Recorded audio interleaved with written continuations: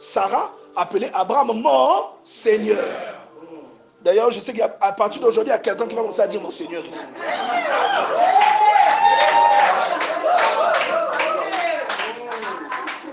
Donc je te dis que Dieu veut que la femme joue pour son mari le rôle que l'Église joue pour Dieu. C'est pourquoi on va te dire par exemple que Sarah appelait Abraham mon Seigneur. Et en retour, Dieu veut que l'homme joue pour sa femme le rôle que Dieu joue pour l'Église. Alors, bien aimé, la Bible dit ceci, regarde. Quand vous voyez au verset 14, au verset 15, la Bible dit, Dieu prit l'homme et le plaça dans le jardin d'Éden. Parce que le même Éden, vous le retrouvez ici, non? À la création. Le même, vous le retrouvez dans Ézéchiel. Le même, vous le retrouvez dans Apocalypse.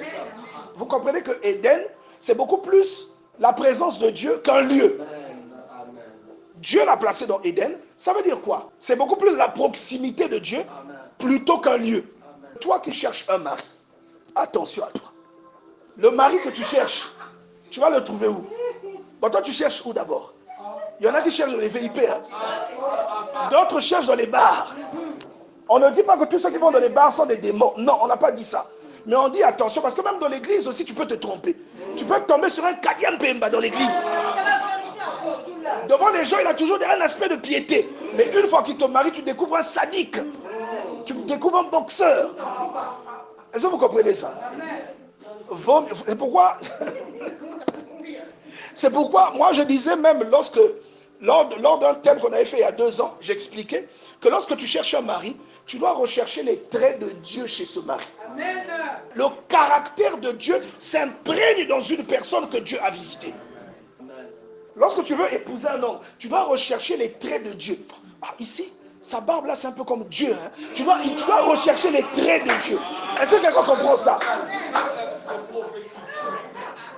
Bon, alors tu vas comprendre quand je parle de la barbe, c'est juste une façon de parler. Mais je te dis que le caractère de Dieu s'imprègne dans une personne que Dieu a visitée. Quand tu lis Galates chapitre 5, verset 22, on nous dit quoi? On nous parle de quoi? Ah, merci pasteur. On parle des fruits de l'esprit. Ça veut dire que c'est l'esprit qui vient et qui engendre des choses. Les choses là, ce sont les traits de caractère de Dieu. Donc, je t'ai dit lors de la première, de la deuxième séance, ne recherche pas le beau gosse qui a les lèvres roses. C'est bien, mais non, ce n'est pas le premier critère. La personne que tu épouses doit te plaire aussi physiquement. Mais si tu te bases sur ça comme premier critère, tu risques de trouver Lucifer. Parce que Lucifer était beau, hein, c'est ce qu'on dit. Hein. Est-ce que tu comprends ça? Dis à ton voisin non. Non. Recherche quelqu'un qui a les fruits de l'esprit. Recherche des qualités. C'est-à-dire, recherche, parce que imagine un peu, tu as une belle voiture, mais la voiture là, chaque sortie, elle est paramétrée pour faire des accidents. Elle va te rendre service. Non. Tu vas épouser un beau monsieur, mais tout le temps, Bankuba. Tout le temps, Bambanda. Il va t'emmener le sida. Donc, tu vois qu'en fait, tu as fait une fausse affaire. Après ce jour-là, tu vas pleurer. Il va te dire, c'est pas moi qui t'avais envoyé là-bas. Est-ce que quelqu'un comprend?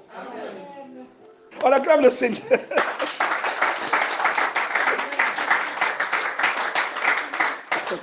Alléluia.